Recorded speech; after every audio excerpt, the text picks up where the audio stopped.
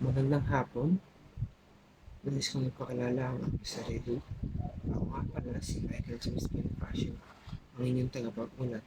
Sa araw na ito ay tatalakayin natin ang pananagutan at ang tungkulin. Pananagutan at tungkulin. Ano ang pananagutan? Ang pananagutan ay nangangahulugang responsibilidad na kailangang gawin o isagawa ng isang tao.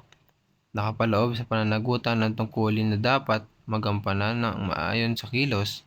Kapag ang pananagutan na hindi naisagawa at naisakatuparan, maaaring ang bunga o resulta nito ay kaparusahan.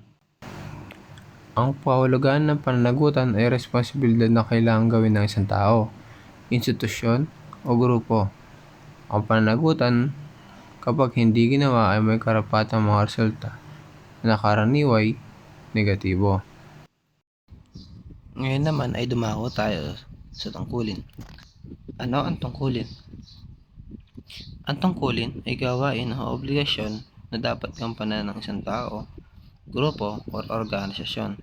May kakaibat na pananagutan bilang bahagi ng kanilang posisyon o layunin.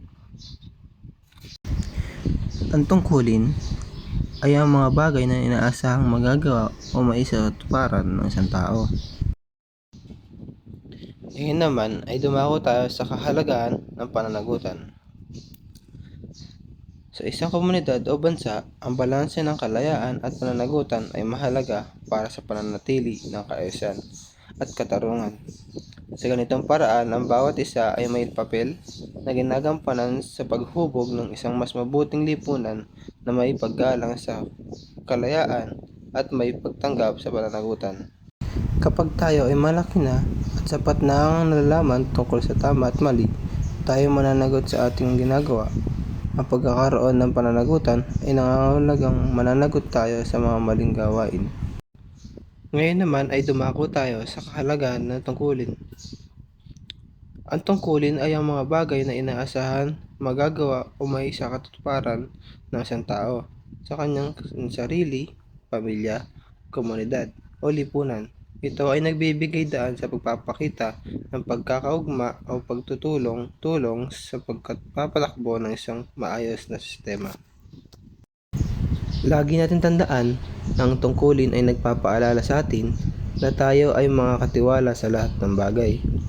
Mahalaga ito dahil pag nagagawa natin ang ating mga gawain o tungkulin, ito ay nagresulta ng positibo.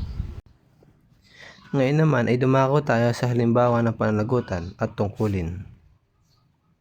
Pananagutan ng pamilya na palakihin ng tama ang kanyang mga anak at mabigyan ito ng sapat na oportunidad upang mag-aral at matuto ng magandang asal. Dahil ang responsibilidad ng magulang sa kanilang anak ay nakakabenepisyo sa kanilang pangarap.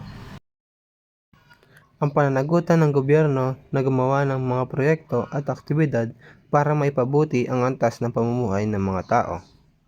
Dahil kung gagawin natin ang tungkulin natin bilang isang mamayan, marami tayong matutulungan, di lang tao kundi buong gobyerno. Pananagutan ng isang estudyante na mag-aral ng mabuti upang makakuha ng maraming oportunidad para maiangat ang kanyang sarili at ang kanyang pamilya. Bilang isang estudyante, kailangan kong gawin ang aking responsibilidad na mag-aral ng mabuti para sa aking pangarap. Mga halimbawa ng tungkulin. Dapat tayong maging masipag sa lahat ng bagay lalo na sa mga gawain na may kaugnayan sa ating mga asignatura. Dahil hindi sa lahat ng bagay ay may kaagapay tayo, kailangan natin gawin ang ating mga obligasyon. Number 2. Dapat nating igalang ating mga guro at mga kapwa mag-aaral. Sa paraang ito, mas marami kang makakasama at makakasalamuha. Number 3. Dapat nating pangalagaan ang mga bagay na tumutulong sa pagpapalago ng ating pagkatao. Dahil sila lang naman ang ating tagapayo sa mga mabuting bagay, hindi nila nais na tayo ay mapahamak. Ngayon naman ay dumako tayo sa uri ng mga pananagutan at tungkulin. Mga uri ng pananagutan. Pananagutan sa mamamayan, pananagutan sa sarili, pananagutan sa paaralan, pananagutan sa pamilya, pananagutan sa simbahan. Mga uri ng tungkulin. Tungkulin bilang anak. Tungkulin bilang kapatid. Tungkulin bilang mag-aaral. Tungkulin sa kalikasan. Tungkulin sa pamayanan. At dito natatapos ang ating aralin. Nawa ay marami kayong natutunan. Maraming salamat.